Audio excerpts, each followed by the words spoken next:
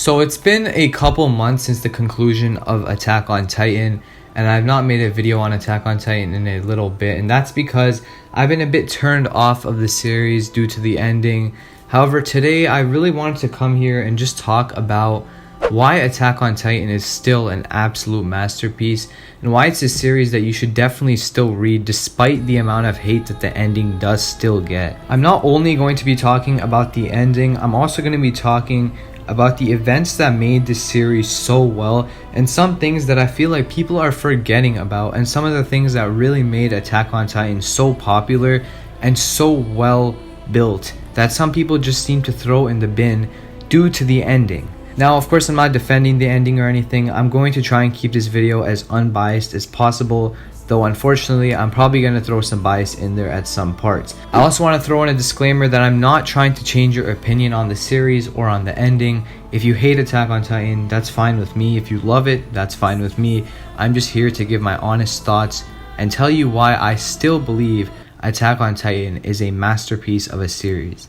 Before we begin, sub to the channel please. I would love if you subscribe to the channel. Over 95% of the people who watch these videos are not subscribed, which to me, that just hurts, man. Like that. And without any further ado, let's get right into the topic of why Attack on Titan is still a masterpiece.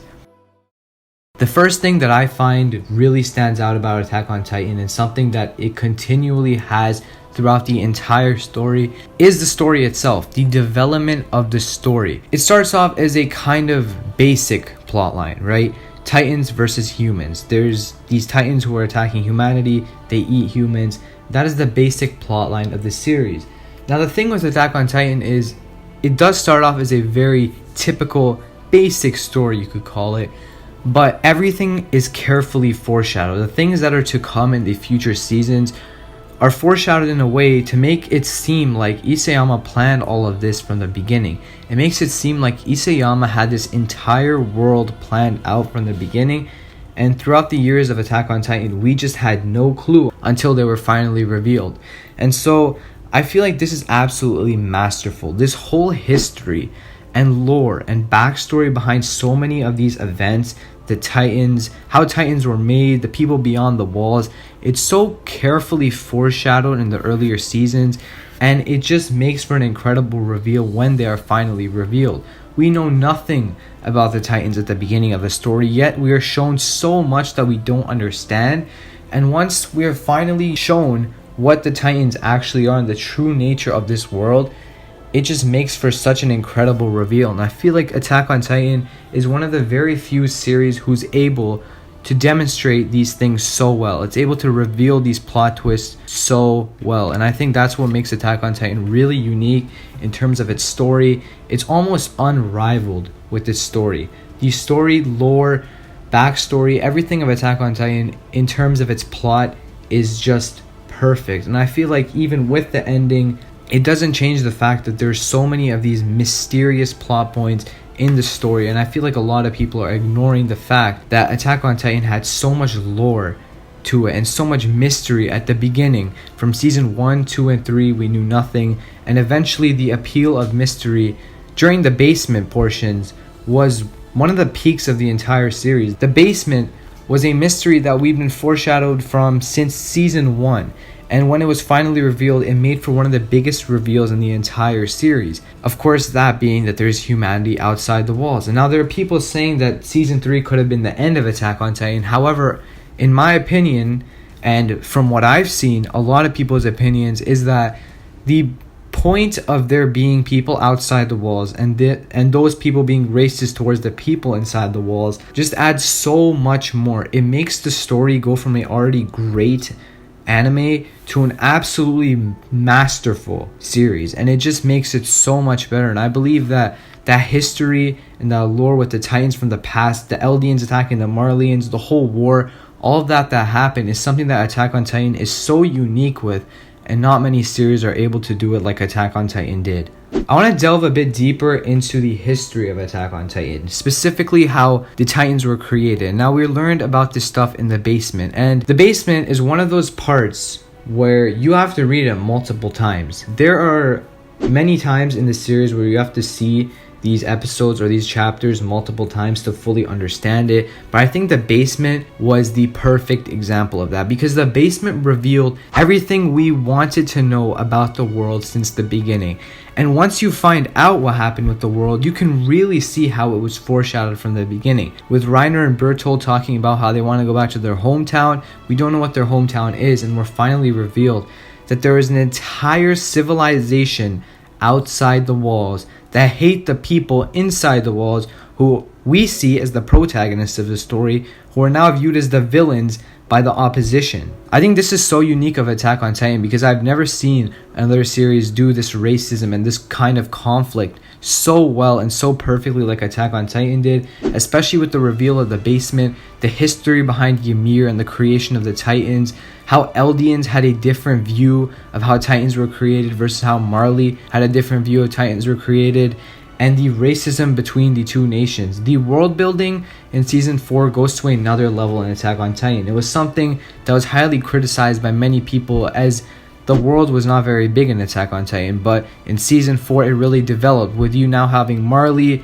the East Allied Forces, and of course Hizuru, those being the 4 main nations in the series. And so I think the world building went to another level in season 4, and I feel like that's something that really adds to the story that's already magnificent. I talked a lot about the story and the lore of Attack on Titan, but now I want to focus on something that is very controversial within the fan base, and that is the characters and the progression and development of the characters. And so I'm going to focus in on, of course, the main characters, Eren, Levi. Alright, quick pause. Future me here editing this video, and I realized that I did not at all talk about any of the side characters. I basically just focused on Eren the entire time. So what I gotta say about some of the side characters. In my opinion, Reiner, one of the best antagonists out there. Incredible how he struggles and finally finds out what his meaning in life is in the end. Levi, incredibly tragic character, super badass. I love that guy. What an amazingly written character. Erwin is an absolutely phenomenal character. The way he went out, the way he was introduced to the way he went out, absolutely perfect.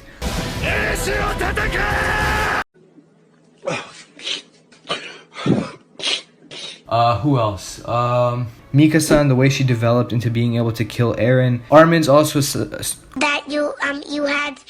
Armin's also a solid character. Hanji I really like. There are a lot of great side characters in Attack on Titan. But yeah, anyways, that's all I gotta really say about the side characters. Back to the video. Now, a lot of people criticize how these side characters are thrown in the trash really often. For example, I hear criticisms for Bertolt, who being at the peak of his development had to die.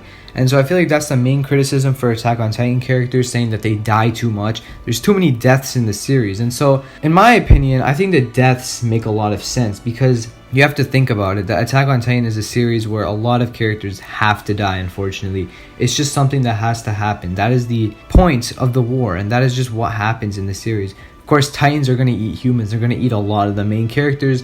So I think that makes a lot of sense. But to say that the characters are not well written is just very odd to me, because in my opinion, I think Eren is still, even with the ending, one of the best protagonists out there. I think Levi is an incredible side character. Erwin is a very good character. Armin was great. And there's just so many more great characters. Reiner's an incredible antagonist.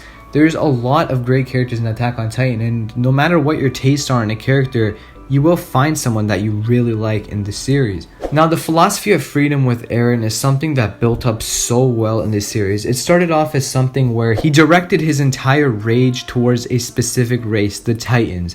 And the Titans were the thing that he wanted to eliminate from this world completely.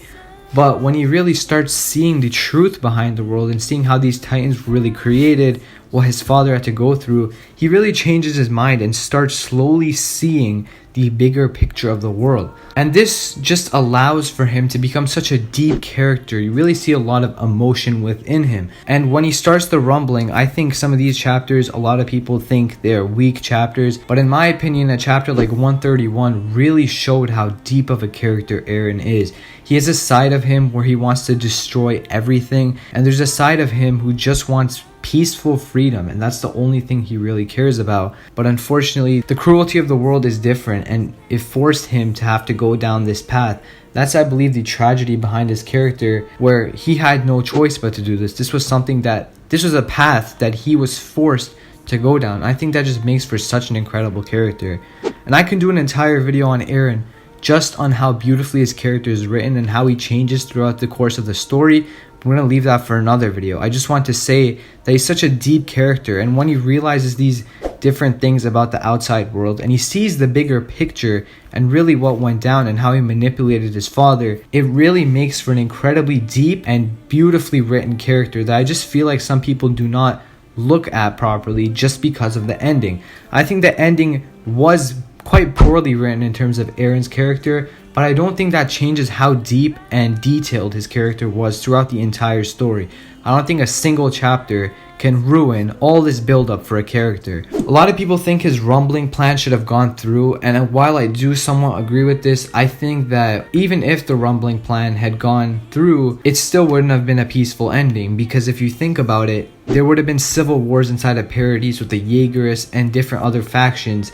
It would have just happened. The reality is, so long as there is man, there is war. That quote by Einstein. And so that just has to happen no matter what. And I feel like no matter what Eren did, the outcome was still the same. That was not in his hands.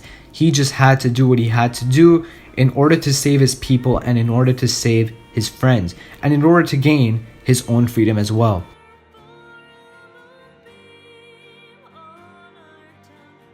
The last thing I'm going to address before I talk about the ending. Bruh, this man literally spent like 10 minutes talking about the ending. Attack on Titan is very popular for its plot twists. The plot twists in this series are unrivaled in my opinion. They are absolutely mind-blowing. And the thing about these plot twists is they are in front of you the entire time. You just don't see it. And so that's what I think makes Attack on Titan's plot and plot twists so unique, because they are in front of you the entire time. You just never see it because they're not shown to you so upfront. They're really closely foreshadowed to where you can't even tell what they're foreshadowing. And so I want to specifically talk about two main plot twists. Firstly is going to be the plot twist of there being humanity outside the walls. This was foreshadowed a lot through Reiner and Bertolt talking about their hometown, the thing with Annie. There was so much of this foreshadowed, and ultimately the outcome was humanity being outside the walls. And while some people could have guessed this outcome, the way they wrote it was still so breathtaking, and in my opinion that was one of the greatest plot twists in the entire series. There are also other great twists like the Reiner Bertolt betrayal. Of course, that was one of the best scenes in the anime. But the one plot twist that in my opinion changed the entire show forever is the one with Eren manipulating the previous Attack Titans. And a lot of people give this one a lot of hate now because of the ending, thinking that this was pointless of Eren to do. But I don't think it takes away from the fact that Eren was so determined to his goal that he went back in time and manipulated all the Attack Titans, manipulated his father, and ultimately went through with this plan. In chapter 1, the name of the chapter is To You in 2,000 Years. Chapter 122 is called From You 2,000 Years Ago. That is just an example of the foreshadowing that Isayama is able to put into his series. Another thing, in chapter 1, we are shown Eren's dream. There's a panel of Mikasa saying, "See you later, Eren." In chapter 138, the exact same panel is shown. 11 years in between, Isayama planned that out. I think those plot twists in Attack on Titan are absolutely unrivaled. Those are some of the greatest plot twists I've ever seen. Now, of course, the point of the video that you've all been waiting for, and to be honest, probably some of you have literally just skipped to this point, but we're going to talk about the ending, and I'm going to try and keep it as unbiased as possible, but as I said at the beginning of the video, unfortunately, I'm probably going to throw in some bias. Now, the ending. I'm going to say straight up that the ending was at best a 7 out of 10. Now, for you, you can hate the ending, you can love the ending. That's not what I'm here to talk about. I'm here to talk about how the ending does not ruin the series. It does not ruin what Attack on Titan was built up to be.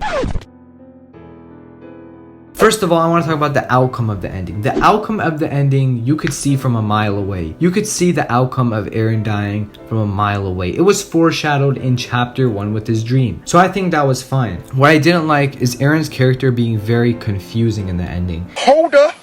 Wait a minute.